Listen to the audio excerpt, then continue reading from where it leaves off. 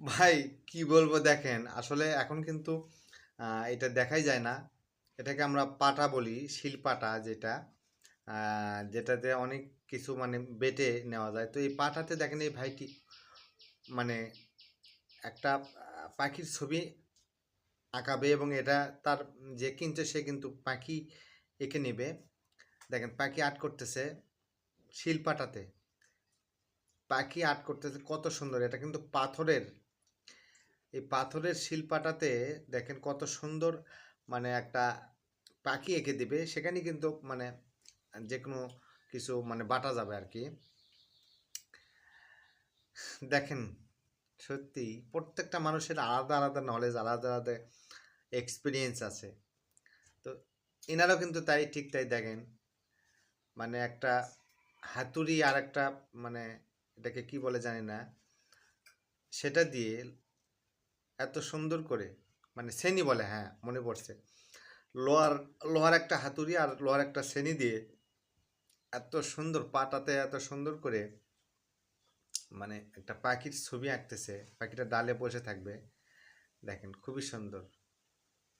প্রত্যেকটা মানুষের নলেজ আলাদা আলাদা, সত্যি ভাবা যায় না। দেখেন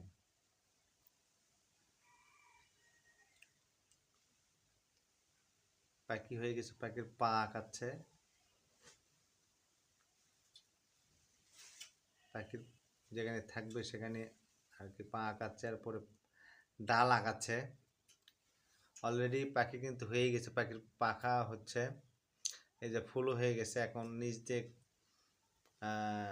মানে কাটিং করতেছে। হুম, খুবই ভালো লাগছে। দেখেন ও মাছ আঁকাবে নাকি, একটা মাছ আঁকাবে সম্ভবত। ওয়াও, কি বলবো রে ভাই, এক কি পাটাতে পাখি এবং মাছ দুটোই খুবই সুন্দর লাগছে শিলপাটাতে এত সুন্দর করে।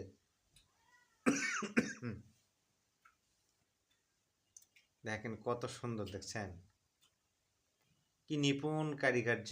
সত্যিই কত রকমের মানুষের কত রকম যে প্রতিভা থাকে, তাই এগুলো না দেখলে আসলে বোঝা যায় না। অনলাইন জগতে এসে সত্যিই আমরা কত কিছু দেখতে পাচ্ছি।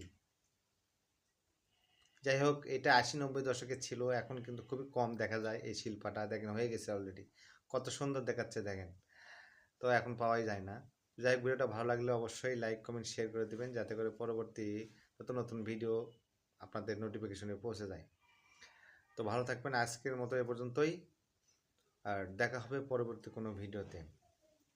আর ভিডিওটা বেশি বেশি শেয়ার করে দেবেন, যাতে করে সবাই দেখতে পারে। আপনাদের একটা শেয়ারে